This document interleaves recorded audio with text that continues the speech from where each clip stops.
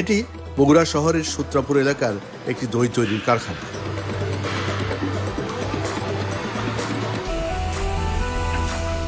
এখানে সকাল থেকে চলছে দই তৈরির প্রাথমিক কর্মকাণ্ড। একটি ভালো খাদ্য তৈরির পেছনে প্রথম শর্তই হচ্ছে শুদ্ধতা। উপকরণ ও পরিবেশ শুদ্ধ হলেই খাদ্যদ্রব্যটি থেকে পাওয়া যাবে স্বাস্থ্যসম্মত স্বাদ। দুধ সংগ্রহের পর প্রথমে গরুর খাঁটি দুধ লম্বা সময় ধরে জাল দেওয়া হয়, যতক্ষণ না তা ঘন হয়ে আসে।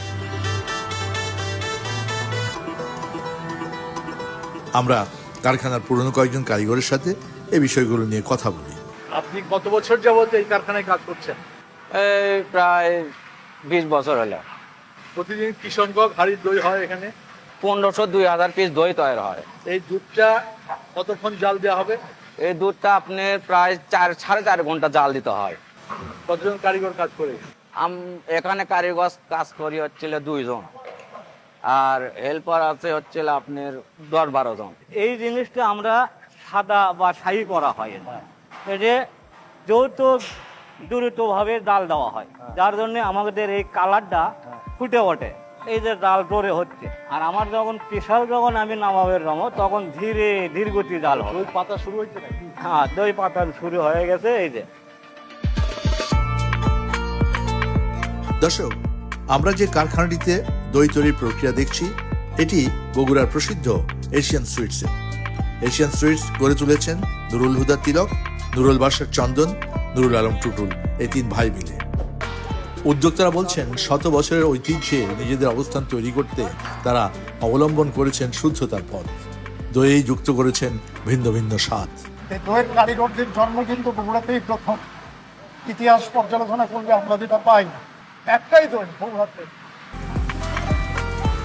বাণিজ্য নিয়ে চন্দনের চিন্তা যেমন পরিষ্কার, তেমনি আছে সুদূর প্রসারী পরিকল্পনা।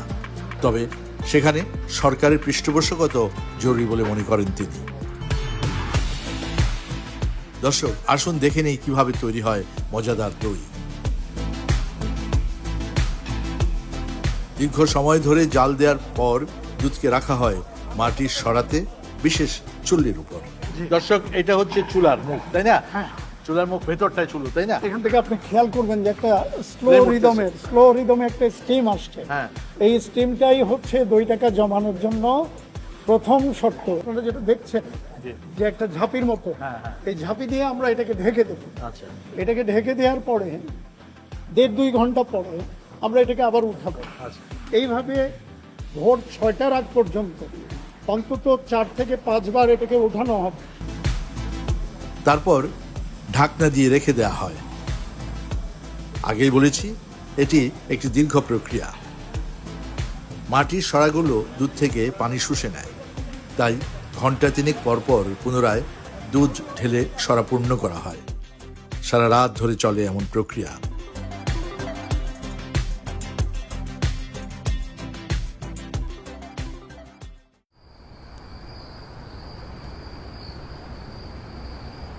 দর্শক, ফজরের আজান এখনো হয়নি।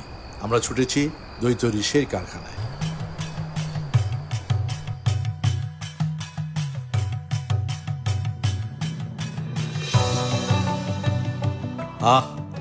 একেবারে দুধ জমে দই, দেখতে বেশ সুস্বাদু মনে হচ্ছে। এখন সরাতে লেবেল লাগিয়ে নিয়ে যাওয়া হবে বিক্রয় কেন্দ্রে। শাহী দই। শাহী, জি জি মানে রাজকীয় একটা মাল। জি জি। আর এই দইটা আপনার সাদা দই করি আমরা, এটাতে সুগার আছে হয়তো 5%। ওকে, বাকিটা দুধের মিষ্টি। হ্যাঁ, পুরাটা দুধের মিষ্টি আপনার। এভাবেই সময়ে, শ্রমে আর কারিগরের চারুতায় তৈরি হয় বগুড়ার দই।